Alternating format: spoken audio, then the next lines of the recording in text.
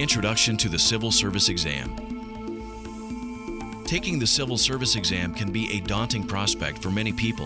However, it is a necessity if you want to gain employment with city, state, or federal governments. The types of tests that are given will often depend on the governing agency and the type of position that is to be filled. Regardless, it is important to make sure you are as prepared as possible. In this guide, you will discover the best way to learn of upcoming civil service exams, how to apply and take the test, how the exams are scored, and what will happen after you take the exam. In addition, you will learn the best way to prepare for the different types of tests that may be administered. Ready to begin planning your future career in civil service? Let's get started. Chapter 1. Civil Service Exam Basics. Background on civil service exams. In order to be considered for many municipal, state, or federal jobs, particularly entry-level jobs, applicants are often required to take a civil service test. Test grades are often used to place applicants on job referral lists, which are known as registers. These lists or registers are often used to certify eligible individuals to fill vacancies. Government or city agencies then contact the certified candidates to set up interviews, etc.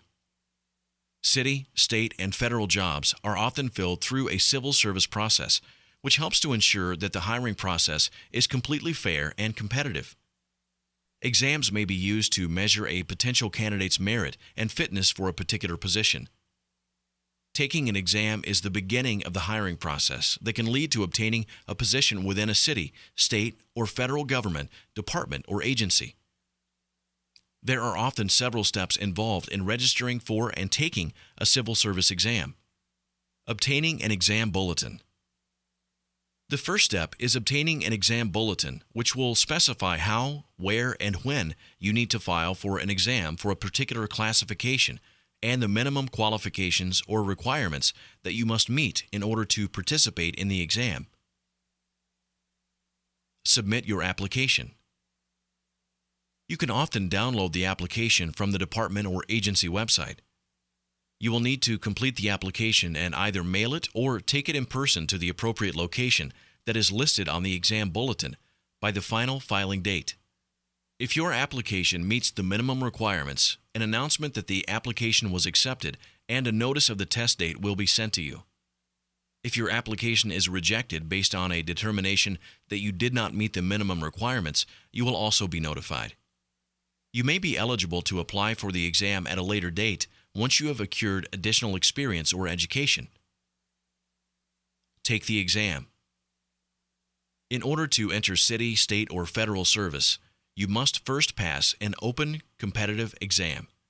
Your score on the exam will be ranked in comparison to how others performed on the same exam. Hires will be made from eligible lists that are created from the exam process. Civil service exams can include any of the following types of tests depending upon the classification: written tests, oral interviews, supplemental written exams, performance tests, or education and experience evaluations. To move forward in the hiring process, you must successfully pass the exam, which allows you to be placed on the eligible list. Notification of the exam results will be sent to you. Placement on the eligible list. In most cases, an eligible list will be created from the results of the exam and will contain the names of the successful candidates. Eligible lists are divided into ranks by score. All candidates who achieve the same score will be placed together in the same rank. In most classifications, only those candidates in the top 3 ranks will be considered to be reachable, which means they will be considered for employment or appointment. If a rank is cleared, meaning that all candidates in the rank have either been hired or no longer available for employment, the next lowest rank will then be considered reachable, and candidates in that rank will be offered jobs. Locating a vacant position. Taking the exam and becoming reachable is only part of the actual employment process. In order to start employment, you must be offered and placed into a particular job opening. There are many ways you can find out about the openings that are currently available, including contact letters. Contact letters are typically sent to those candidates in reachable rank for current vacancies. The contact letter is usually a standard form that lists all of the information, including the location, the classification, and address to respond to by a specific date. It should be noted that candidates in the same rank may not receive a letter for the same position. If there are multiple candidates within the same rank, only a limited number may be contacted. In that case, the names will be selected randomly. If you should fail to reply to or decline a contact letter, your name may be assigned to an inactive status for that eligible list.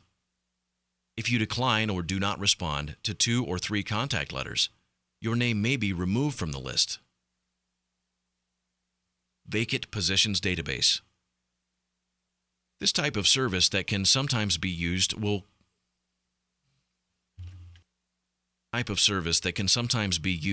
and will contain information on current vacancies, such as salary range, classification, time base, tenure, location, final filing date, and a job description. If you have taken and passed the correct exam and are in the reachable rank, you can apply for any position advertised in the database. Make sure you include the name of the exam, the administering department, and your score when applying. The hiring interview. After you have applied for a job opening, you may be offered an interview. The interview is designed to help identify the best person for that specific position. You should be aware that you might be asked to bring certain documents with you based on the position. For example, if it is a clerical job, you may be required to bring a typing certificate. Your name will remain on the eligible list to be considered for other vacancies unless you are offered and appointed to a position. Medical exam. Not all positions require medical exams, but certain positions may require candidates to require a medical exam. Medical exams are used to determine whether an applicant has the physical ability to safely and effectively perform the essential tasks of that position. The medical exam may be customized to reflect special characteristics for that position, such as heavy lifting, the need to hear specific sounds, working in high places, etc. Classes that may require a medical exam include aircraft pilot, latent print analyst, laboratory tech, criminalistics, forensic scientist, industrial hygienist, security officer, special agent, laboratory assistant, warehouse worker. Pre-employment drug test.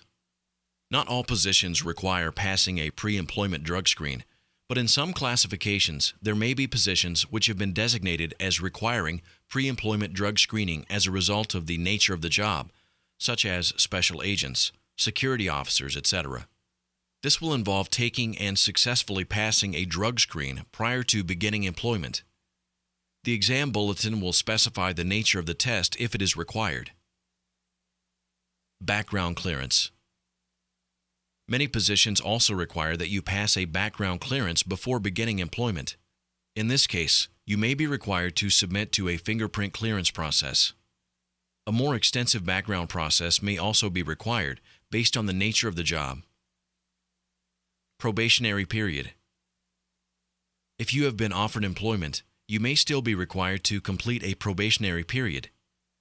It is not uncommon for newly appointed city, state, and federal employees to be required to complete a 6-month to 12-month probationary period, depending upon the classification.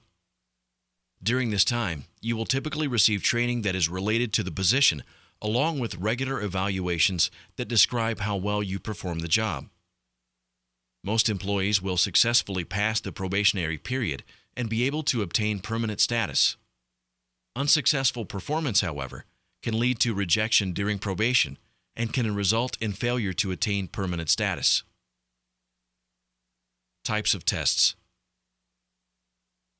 There are often different types of civil service tests for different types of jobs.